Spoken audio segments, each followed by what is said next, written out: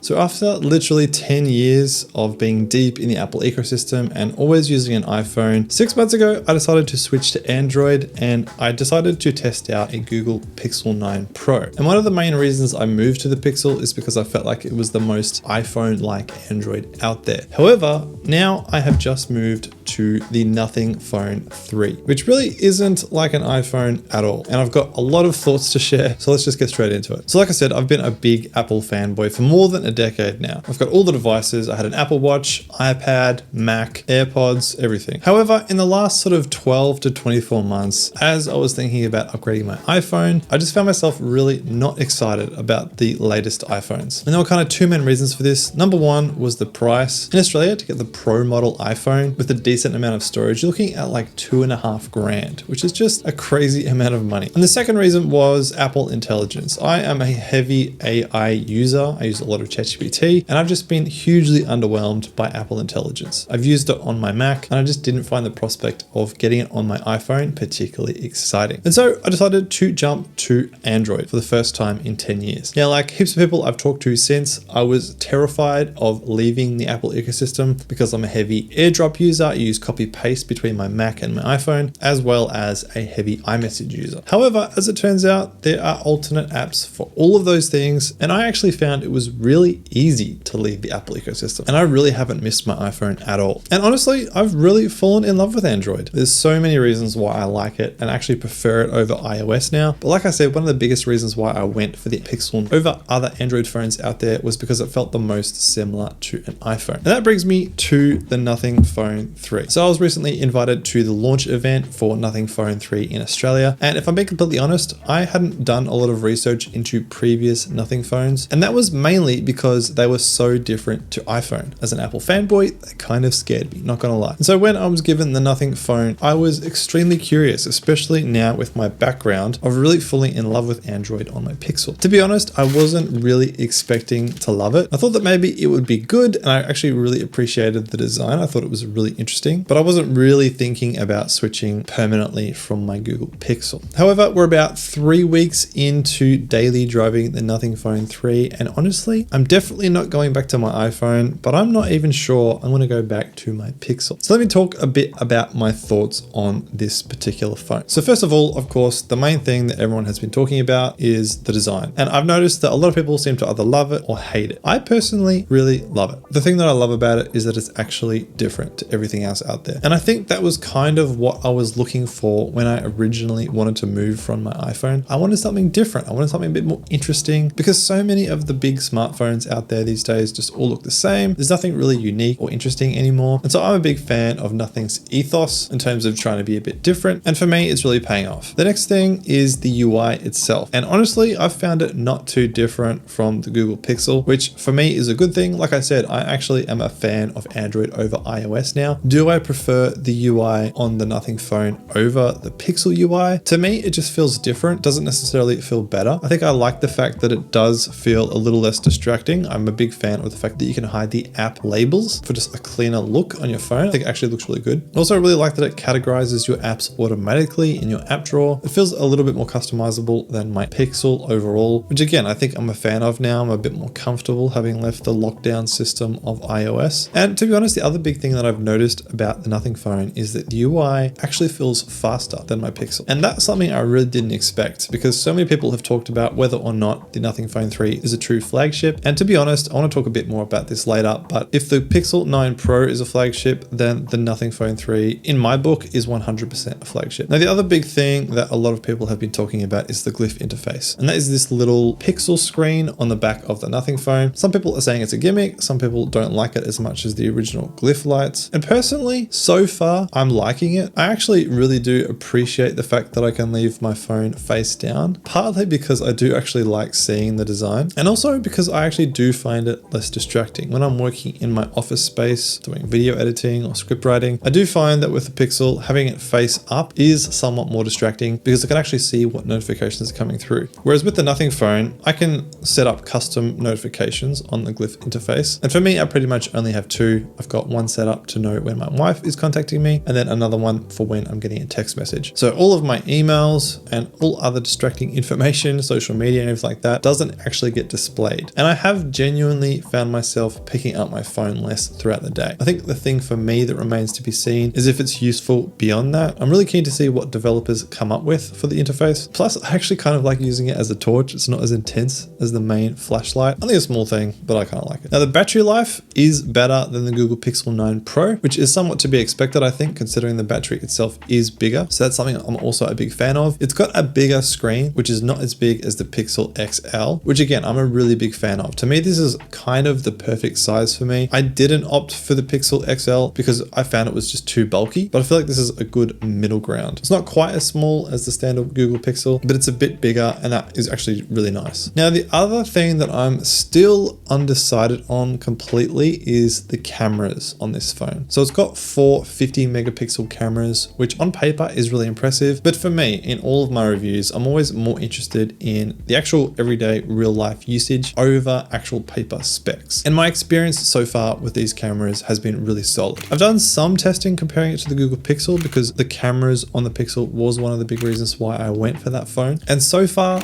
I think my experience has been that the Nothing Phone 3 photos aren't as good as the Pixel 9 Pro. But to be honest, I don't take a lot of photos on my phone anyway. So am I really missing the better cameras? I'm not sure yet. You can still take raw images on the Nothing Phone 3, which I'm personally a big fan of. I've noticed in low light that the images do get quite grainy, which probably makes sense considering these are 50 megapixel sensors. But again, it feels like it's totally good enough for my use case, which is just the odd picture on social media. The other thing I'm a little bit unsure about is the essential key on the side. So basically when you press it, it'll take a screenshot of whatever you're looking at, and then you can add a voice note or a text note, and then it will automatically analyze it using AI and put it inside the Essential Space app. I've personally had some really positive results, especially when it comes to adding reminders, but I'm finding it's one of those things that I kind of have to really intentionally remind myself to use. And I also kind of wish that I could access it from my Mac. So currently it's just on the phone. Apart from that, there was kind of 2 things that I genuinely do miss from my Pixel. Number 1 is the ability to see music being played around me. So on the Pixel, it automatically recognizes any music and displays it on your lock screen, which I found kind of nice, to be honest. And the other thing I miss is call screening. So the Nothing Phone doesn't currently have call screening. And I did notice that Apple has finally just added that to iPhone. So that's pretty interesting. So do I recommend this phone? Should you buy it? First of all, I want to talk about the price because that has been one of the other huge talking points of this phone. So many people seem to think that it should be more cheaply priced. In Australia, the Nothing Phone 3 is currently $300 cheaper than the Pixel 9 Pro at full price. And if you ask me,